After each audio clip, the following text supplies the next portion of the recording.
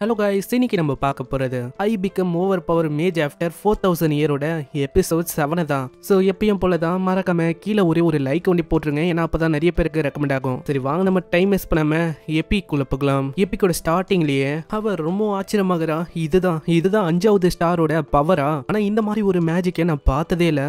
நீங்க இதுக்கு முன்னாடி ஃபர்ஸ்ட் லைட்னிங் ஏரோஸை வச்சு அவங்க மேல அட்டாக் பண்ணீங்க. வெறுமா ஒரு டைவர்ஷன் தானே, அதை வச்சு நல்லா டைம் பை பண்ணிட்டு அதுக்கப்புறம் அந்த அட்டாக்ஸ் மேல இந்த மாதிரி ஒரு பெரிய அட்டாக்ஸா நீங்க பண்ணிருக்கீங்க. இந்த மாதிரி ஒரு அட்டாக் நான் இது வரைக்கும் என்னோட வாழ்க்கையில நான் பார்த்ததே இல்ல. இதுதான் பேட்டிலிங் மெஜிஷியனா? இப்படிதான் உங்களோட பவர்ஸ் எல்லாம் இருக்குமா? ஆமா, இதெல்லாம் பண்றதுக்கு காரணம் அவன் தான். இது யாரும் நம்மளுக்கு சொல்லல, நம்மளும் போக போகவே பார்க்கலாம். ரொம்ப நன்றி எங்களை காப்பாத்தினதுக்கு. நீங்க ஒண்டி வரலனா எங்களோட நிலைமை என்ன ஆயிருக்கும்? என்னோட பேரு சோனியா, நான் லூனபல் கிங்டம்ல இருந்து வந்திருக்கேன். ஹீரோ அவனை பத்தியும் சொல்றான். அவனோட பேரு ஃப்ரேவா. உங்க ஹீரோ அவங்க கூட பேசுறானா? ஆனா பேசுற விதம் அது அவளைக்கும் சரியா இல்ல. ஏன்னா ஒரு மாதிரி ரகடாவும் ரூடாவும் தான் பேசுறான். ஏய், உன்னால சரியா பேச முடியாதா? அதாவது அந்த ஃபீனிக்ஸ் கூட நல்லா பழகுனல, அதே மாதிரி இவங்க கூடயும் பழகலாம்ல. இல்ல அவனை பாத்தியா, அவ்வளவு பெருசா இருக்கானே, அவன் என்ன ஒரு பார்பேரியனா? நான் அவனை பார்க்கும்போது எனக்கு அப்படிதான் தெரியுது. அதனால நான் இப்படிதான் பழகுவேன். ஓ, இப்பதான் புரியுது. ஃப்ரே பிளேக், அதாவது நீ அந்த பிளேக் ஹவுஸோட ஒரு மகன் தானே? இதெல்லாம் கேட்டோன்னு இசபெல் அங்க பயங்கரமா கத்த ஆரம்பிச்சிடறா. ஏய், உன்னோட ஃபேமிலியில அந்த இசாக்கா பிளேக் அவரு தானே இப்ப ஹெட்டா இருக்காரு, 6வது ஸ்டார்ல இருக்காரு. அந்த மாதிரி ஒரு ஃபேமிலியில இருந்துட்டு இந்த மாதிரி எதுக்குடா உன்னோட பிஹேவியர் இப்படி இருக்கு? ஆனா ஃப்ரே அதெல்லாம் அவளைக்கும் கண்டுக்கல, மண்டிலே தட்டி விட்டு போறான். சரிங்க சார், மாதிரி நீங்க எங்க போறீங்க? ஓ, நாங்க பக்கத்துல இருந்த அந்த டவுனுக்கு தான் போயின்னு இருக்கோம்பா. ஓ அப்படியா? அப்போ அது நல்ல விஷயம் தான். ஏன்னா நாங்களும் அங்க தான் போறோம். அப்போ உங்களுக்கும் உதவி செய்யறோம். அதாவது நாங்க உங்களுக்கு கைட் பண்றோம், நாங்களும் உங்க கூடிய வரோம். ஓ அப்படியா, ரொம்ப நன்றி. அதுக்கு முன்னாடி இங்க எங்களோட ஆளுங்க நிறைய பேர் இறந்து போயிட்டாங்க. அவங்க எல்லாரையுமே நாங்க கொண்டு போகணும். அதுக்கு நான் அவங்கள அப்படியே விட்டு போக முடியாதுல. அப்பனா இங்கே புதைக்கலாம்ல? இல்ல நம்ம எல்லாரையுமே கொண்டு போய் மரியாதை தரணும்ல. நம்மளால அவங்கள டெலிபோர்ட்லாம் பண்ண முடியாது. சோ கொஞ்சம் வெயிட் பண்ண முடியுமா? அது வரைக்கும் நீங்க கொஞ்சம் உட்காருங்க. ஓ, இப்ப கொண்டு போகணும், அதுதானே விஷயம். நான் எல்லாத்தையுமே பாத்துக்கிறேன். லூக்கஸ் அவனோட மேஜிக் யூஸ் பண்றானா? எல்லாருமே அப்படியே காத்துல பறக்குறாங்க. பாக்குற இசபெல் அந்த பொண்ணுக்குலாம் ஒண்ணுமே புரியல. அட, எப்படி உங்களால இந்த மாதிரிலாம் பண்ண முடியுது? நான் ஏதோ ஒண்ணு, நம்மளோட வேலை மிச்சம். இதுக்கப்புறம் அவங்க போற வழியில லூக்கஸ் கேக்குறான், உங்களுக்கு தெரியவே இல்லையா என்ன? இவங்க உங்களுக்காக மவுண்டனுக்கு மேல வெயிட் பண்ணிருந்தாங்க. ஆமா, நாங்களும் கேள்விப்பட்டோம். ஏன்னா நாங்க அந்த டவுனை விட்டு வந்ததுக்கு அப்புறம் ஏதாச்சும் ஒண்ணு நடக்கும்னு எங்களுக்கும் தெரியும். எங்களோட ஃபேமிலியே அப்படிதான். உங்களுக்கு ஏகப்பட்ட அலேஸ் இருக்கு. அதே மாதிரி இனிமிங்களும் ரொம்ப அதிகமா இருக்காங்க. அதனால இப்படி நடக்கிறதெல்லாம் ஆப்வியஸான விஷயம் தான். நான் எதிர்பார்க்கல இந்த அளவுக்கு ரொம்ப அதிகமா ஆளுங்க இருப்பாங்கன்னு. இப்போ இவங்க ரொம்ப கொடூரமானவங்களா இருக்காங்க. அதே மாதிரி ரொம்ப பவர்ஃபுல்லாவும் வந்தாங்க. நல்ல வேலை நீங்க வந்தீங்க. உன்னோட ஏஜ் கிட்டத்தட்ட 30 இருக்கும்ல? என்ன நீ சொல்ற? என்ன பார்க்க அப்படியா தெரியுது? நான் ஒன்னும் 30 இல்ல, என்னோட ஏஜ் 20 தான். அப்படியா? உன்னை பாக்குறதுக்கு அப்படி தெரியல. ஏதோ ஒண்ணு 20ஓ 30ஓ எப்படி இருந்தாலும் எங்க இருக்கிறதுலயே ஒரு நல்ல விஷயம் இருக்கு தெரியுமா? சரி, ஏதோ ஒண்ணு, நான் உங்ககிட்ட ஒரு விஷயம் கேட்கலாமா? இது வரைக்கும் நான் இந்த மேஜர்ஸ் அவங்கன்னா ரொம்ப வீக் அப்படின்னு நான் யோசிச்சேன். இன்னைக்கு உங்களை பார்க்கும்போது எனக்கு எல்லா விஷயமும் மாறிச்சு. நீங்க எவ்வளவு ஸ்ட்ராங்கா இருக்கீங்க அப்படின்னு எனக்கு இன்னைக்கு தான் புரிஞ்சது. சரி, எனக்கு இந்த மாதிரி நீங்க எப்படி ஸ்ட்ராங் ஆனீங்க அப்படின்னு சொல்ல முடியுமா? அதுக்கு காரணம் எஃபோர்ட் அப்படின்னு ஹீரோ சொல்லிடுறான். என்னது எஃபோர்ட்டா? ஆமா, அதேதான். இதுக்கப்புறம் அவங்க ஃபைனலி ஷீஷோருக்கு வராங்க. இங்க தான் அவங்க அந்த பாடிஸை டெலிபோர்ட் பண்ண போறாங்களாம். வரைக்கும் எந்த போனாங்களே எல்லாரையுமே ஒரு போட்ல அனுப்பி அவங்களோட ஃபேமிலிக்கே கொண்டு போய் சேர்க்க போறாங்களாம். ரொம்ப நன்றி, உங்களோட ஹெல்ப் இல்லைன்னா எவ்வளவு தூரம் நாங்க வந்திருக்க முடியாது. அதுக்காக ரொம்ப நன்றி. நன்றிலாம் எதுக்கு? இதெல்லாம் ஒரு விஷயமா? பரவாயில்ல, இருக்கட்டும். சரி, ஏதோ ஒண்ணு, உங்களோட ஜேர்னி நல்லா இருக்கட்டும், நல்லா பார்த்து போங்க. என்னது, அதுக்குள்ள போறீங்களா? இருங்க, நீங்க அதுக்குள்ள போக கூடாது. ஏன், என்ன ஆச்சு? நீங்க எனக்கு ஹெல்ப் பண்ணீங்கல்ல, சோ அதனால நான் உங்களுக்கு ஃபேவர் பண்ணணும்னு ஆசைப்படுறேன். அதெல்லாம் ஒன்றும் வேணாம். நீங்க ஃபேவர்லாம் பண்ண தேவையில்லை. இல்ல நாங்க ஃபேவரை பண்ண விடுங்க எங்களை, இல்லைன்னா எங்களோட ஃபேமிலி ஃபேஸ் வேல்யூ ரொம்ப குறைஞ்சு போயிடும். உடனே ஹீரோ இசபெலை பாக்குறானா? இசபெல் அங்க மண்டி ஆட்றா. சரி, அப்படின்னா இன்னைக்கான டின்னரை உங்களால வாங்கி கொடுக்க முடியுமா?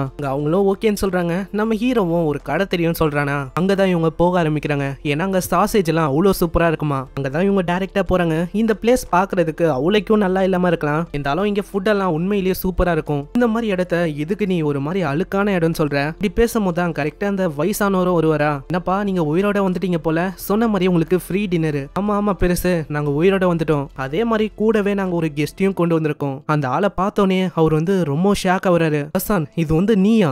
அவர் கையில இருக்க தட்டி எல்லாத்தையுமே கீழே போட்டுறாரு. ஏன்னா அந்த அளவுக்கு ரொம்ப ஆச்சரியமா இருக்காரு. அவரு எல்லாருமே கத்துறாரு, ஹேய் எல்லாருமே வெளில போங்கடா, இன்னைக்கு சீக்கிரமா கடையை மூட போறேன். யோ, என்ன ஆச்சு? அதுக்குள்ள கடையை மூடுற? நான் சொல்றேன்ல, சீக்கிரமா வெளியில போற வழியை பாருங்க.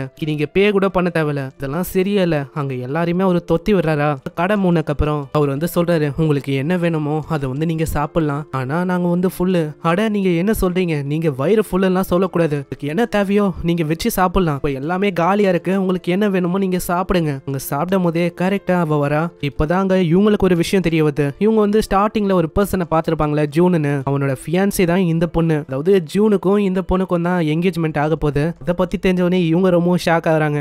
நான் எதிர்பார்க்கல, ஏன்னா எனக்கு அவனை நல்லாவே தெரியும். நாங்க ரெண்டு பேருமே ஒரே அகாடமில படிக்கிற ட்ரெயினி தான். ஜூன் உண்மையிலேயே ஒரு லக்கியானவன் தான்ப்பா. நெக்ஸ்ட் சீன்ல அங்க காலையில ஆகுதா, இவங்க போறதுக்கான டைம் அது. அங்க சோனியாக்கு பாய் சொல்லிட்டு அவங்க போறாங்க. சோனியா, இதுக்கு மேல உன்னோட ஜேர்னி வந்து நல்லா போகும், பீஸ்ஃபுல்லா நீ இருக்கலாம். அதே மாதிரி ஜூனோட வீட்டுக்கு கண்டிப்பா வாங்க, நான் உங்களுக்காக வெயிட் பண்ணுவேன், கண்டிப்பா ட்ரை பண்றேன். திரும்பமா நீ வந்து திருந்த மாட்ட. நெக்ஸ்ட் சீன்ல இவங்க வந்து போறாங்க. அந்த போற வழியில தான் அந்த டஞ்சனும் இருக்கு. இந்த டஞ்சன் இதுல தான் பயங்கரமான மாஸ்டர்ஸ் இருக்கு. இந்த ஃபுட் செயின் சொல்லுவாங்களே, எலிய பாம்பு சாப்பிடும், பாம்பை ஈகிள் சாப்பிடும், அதே மாதிரி இங்க இருக்கிற மாஸ்டர்ஸ் இதுதான் ஃபுட் செயின்லயே ரொம்ப ஸ்ட்ராங்கஸ்டான மாஸ்டர்ஸ் தான். ஆனா வழக்கத்தை விட இந்த வாட்டி இங்க மாஸ்டர்ஸ் ரொம்ப பெருசா இருக்கு. அங்க போற வழியில ஒரு காலடி தடம் இருக்கு, அதுவும் அவ்வளவு பெருசா இருக்கா. அவ ரொம்ப ஆச்சரியமாகறா. ட்ரேக்கிங் அந்த மாஸ்டர் தானே, இது இன்னும் வழக்கத்தை விட இந்த அளவுக்கு பெருசா இருக்கு. நீ வந்து யோசிக்க கூடாது, நம்ம இருக்கிறது எஸ்பானியா மவுண்டன், என்ன வேணாலும் நடக்கலாம், அதனால நீ யோசிக்கவே கூடாது. திடீர்னு ஃப்ரே அவளை தாக்கி தூரமா தள்ளி விடுறானா. அவளுக்கு அங்க எதுவுமே புரியல.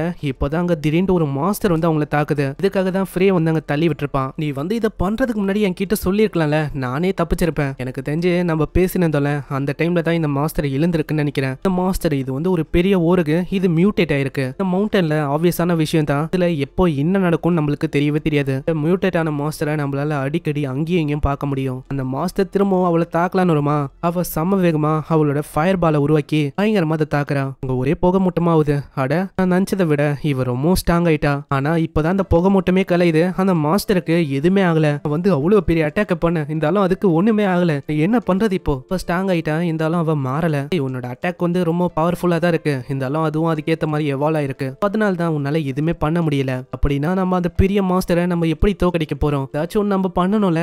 ஹீரோவும் சொல்றான், என் கிட்ட ஒரு ஐடியா இருக்கு. அங்க ஒரு ஐஸ் மேஜிக்கால 2 ஸ்பியர் அவன் கொண்டு வரான். இதை பார்த்து அவன் ரொம்ப ஆச்சரியமாகறான். இந்த மேஜிக்கெல்லாம் நான் பார்க்கும்போது எனக்கு லூக்கஸ் ட்ரூமன் அவரு தான் ஞாபகத்துக்கு வராரு. அதை வச்சு அங்க பயங்கரமா தாக்குறானா. அவ ரொம்ப சந்தோஷமா வரா. ஆனா அந்த சந்தோஷம் அவளைக்கும் நிலைக்கல அப்படின்னு தான் சொல்லணும். அந்த மாஸ்டருக்கு எவ்வளவு பெரிய அட்டாக்ஸ் வச்சு தாக்கியும் ஒண்ணுமே ஆகல. அதுவும் அங்க பயங்கரமா தாக்குது. இங்க இந்த சாப்டரும் முடியுது. சோ இந்த சாப்டர் கண்டிப்பா உங்களுக்கு பிடிச்சிருக்கும்னு நினைக்கிறேன். பிடிச்சிருந்தா மறக்காம கீழே ஒரே ஒரு லைக்கை போட்டுருங்க. அதே மாதிரி நெக்ஸ்ட் சாப்டர்ல என்ன ஆகும் தெரிஞ்சுக்கிறதுக்கு சப்ஸ்கிரைப் பண்ணிக்கோங்க. ஸோ இதுக்கப்புறம் தான் நம்ம ஹீரோக்கும் இந்த பெரிய மாஸ்டருக்கும் ஃபைட் நடக்க போகுது. சரி பார்க்கலாம் என்ன ஆகுதுன்னு. ஸோ மறக்காம கீழே ஒரே ஒரு லைக்கை போட்டுருங்க. இந்த சாப்டர் எப்படி இருந்துச்சுன்னு கீழே கமெண்ட் பண்ணி சொல்லுங்க. நான் உங்களை நெக்ஸ்ட் சாப்டர்ல சந்திக்கிறேன். தேங்க்யூ ஃபார் வாட்சிங். sayonara.